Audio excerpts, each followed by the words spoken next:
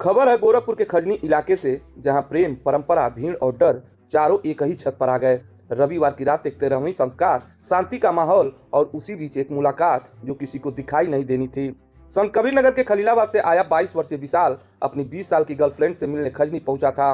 कहते हैं कि रिश्ता 1 साल पुराना था।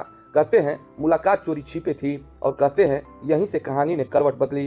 गांव को भनक लगी और फिर गांव खुद ही खबर बन गया। छत के नीचे लोग इकट्ठा होने लगे, आवाज ऊपर तक पहुंची। नाम, पहचान, इज्जत सब कुछ एक साथ उछाला जाने लगा। नीचे खड़ी भीड़ सवाल नहीं पूछ रही थी, फैसला सुना रही थी। ऊपर छत पर हालात बदल चुके थे। डर था, घबराहट थी और चारों तरफ रास्ते बंद होते महसूस हो रहे थे। इसी अफरा तफरी में रात करीब 11 बजे दोनों ने हाथ थामा और फिर जो हुआ उसने पूरे गांव को सन्न कर दिया। करीब 12 फीट की ऊंचाई, नीचे गिरने की आवाज और फिर चीख पुकार। भीड़ जो कुछ देर पहले जज बनी हुई थी वह अब तमाशबीन बन चुकी थी। फोन घूमे, एम्बुलेंस बुलाई गई और दोनों को जिला अस्पताल पहुंचाया गया। डॉक्टरों के मुताबिक कमर, पीठ और पैरों में गंभीर चोटें हैं, फ्रैक्चर हुआ है।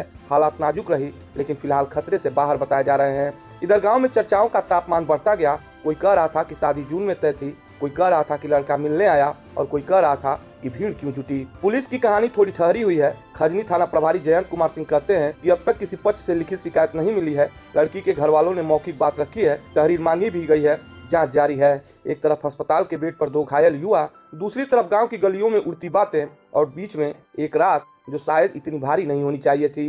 यह मामला सिर्फ एक गांव की घटना नहीं, यह उस माहौल की तस्वीर है जहां खबरें फैलती हैं, समझ बाद में आती है, जहां भीड़ जल्दी जमा होती है और सवाल सबसे आखिर में पूछे जाते हैं।